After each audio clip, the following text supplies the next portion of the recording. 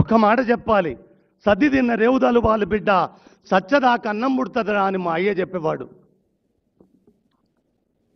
ఆ కృతజ్ఞతకు నిలువెత్తు పరాకాష్ఠగా తెలంగాణ చిరునామాగా వెలుగొందుతుంది. అందులో ఇలా ఒక్క మాట కృతజ్ఞత చెప్తాను సార్. ఇప్పుడు చెప్పాలి,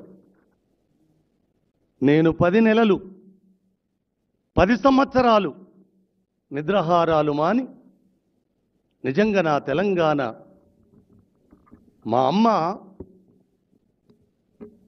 ఒక్కరి చేతికి నేపథ్యంగా కట్టుబడున్న నేపథ్యం ఎప్పుడు విముక్తం కలుగుతుందా అని కలగన్నప్పుడు నాకు రేవంత్ ఒక్కడే కనబడ్డాడు సార్. కనబడ్డ తడువుగా ఎన్ని విస్ఫోటనాలు సార్. ఆ పని నేను ఒక మనవి చేస్తాను సార్, ఎందుకంటే బరువైన మాటలు, ఒళ్ళంతా వణుకుతుంది నాకు.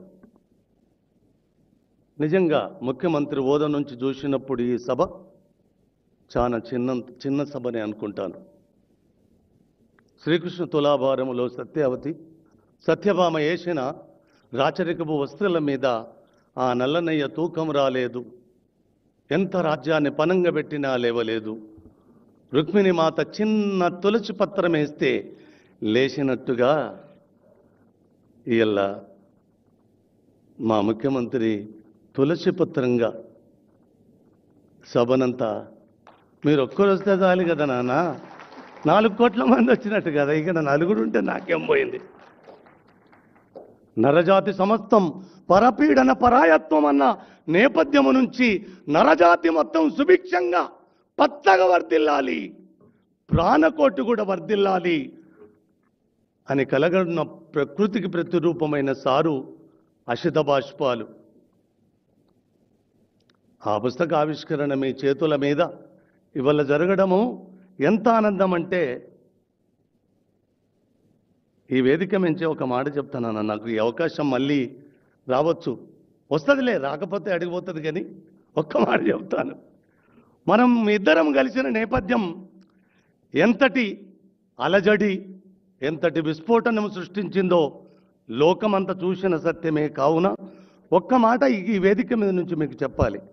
నేను చేసింది తెలంగాణ 2వ ముఖ్యమంత్రిగా కేసీఆర్ను గద్దె దింపినాడని ప్రపంచ విజేతవు తండ్రి, నువ్వు ప్రపంచ విజేతవు తండ్రి. ఈ 5 ఏళ్ళ 10 ఏళ్ళ నేను చెప్పలేను, కానీ కేసీఆర్ను గద్దె దించినాడే ఈ ప్రపంచ విజేతలల్లా రేవంత్ అనే ముఖ్యమంత్రి కూడా ఒక విజేతగా లిఖించబడ్డాడు ప్రపంచ పటం మీద. అందులో చిన్న భాగము నాదైనందుకు ఒక 5 ఏళ్ళు కాదంటే 10 ఏళ్ళే. మీరు నాకు చూపిన మీ వాత్సల్యము, నన్ను నిలబెట్టిన మీ స్థితి ఒక 1000 సంవత్సరాలు నాన్న, ఎంత రుణము పడుంట నీకు నేను. అలాంటి చిన్న మీ రుణం తీర్చుకోవడానికి ఈ అశిత బాష్పాలు కూడా ఇయ్యొక కారణం. మీ రుణము తీర్చుకునే భాగాలల్లా ఈ అశిత బాష్పాల ఆవిష్కరణ కూడా ఒక భాగం. సారు కోసం చెప్పితే ఇలా రోజు సరిపోదు, ఒకే ఒక్క మాట చెప్తాను నాన్న సారు కోసం చెప్పాలి. ఇప్పుడు కొడుకు రోగగ్రస్తుడై ఉన్నప్పుడు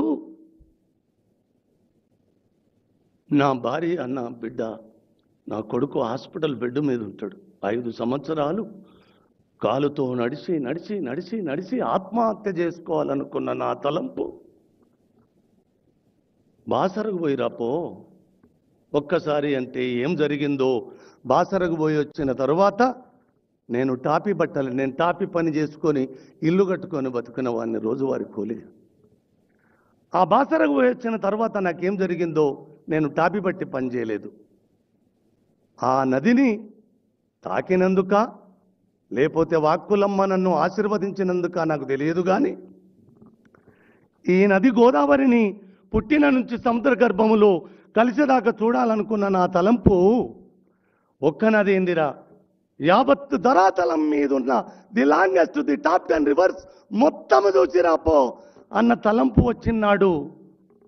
అనా పైస లేకుండా 5 ఏళ్ళు తిరిగి తిరిగి కాలు నడకన ఆత్మహత్య చేస్తాలనుకున్న నన్ను అనా పైస నాది కాకుండా తండ్రి యావత్తు ప్రపంచపటం మీద ఉన్న నదులనన్నీ చూసేలా చేసిన కర్మ కర్త క్రియ ఒక్క బస్టాండ్లకి ఇట్లా చేయి చూపెట్టి నన్ను ప్రపంచ పట్టం మీదికి ఈసిరిన సారు శ్రీరామ్ సారే తండ్రి, శ్రీరామ్ సారే. ఇక ఇంతకు మించిన మాత్తు చెప్పలేను. ఒక అనామకుడు ప్రపంచం తిరగడమేంది, ఇప్పటికి ఒళ్ళంత గగురుపాటు భయం పుడుతుంటుంది. అన్నిటికంటే చిన్న వస్తువు చెప్పాలనో లేదో నాకు తెలియదు. వర్షాలు ఎంత బీభత్సాలను సృష్టిస్తున్నాయో మనం చూస్తూనే ఉన్నాం కదా. నిన్న స్లాబ్ వేయడానికి వర్షము కమ్ముకొచ్చి కారుమేపం స్లాబ్ ఆగేటట్టున్నది సార్. నేను మీ దర్శనంలో నేనేమడగలేదు, ఒక్కరోజు వర్షాన్ని పడనుండకుండా చేయగలరా సార్ అంటే ఒక్క సుక్క కూడా వర్షం పడలే నిన్నగాక మొన్న. ఏమి చెప్తారు? అందుకోసం అంతరికంటే ఆయన కోసం శ్రీరాముకు తెలుస్తుంది, మన శ్రీనివాసరాజుకు తెలుస్తుంది, అక్కడ మృత్యుకోరళ్ళ నుంచి బయటపడ్డ ఆ రామకృష్ణానందకు తెలుస్తుంది, ఇక్కడ ఆసీనులైన చాలా మందికి తెలుస్తుంది. మీకు జనబలం చాలా ఉన్నది, తెలంగాణ బలం ఇంకా అపారంగా ఉన్నది. లేదు 5 ఏళ్లే కాదు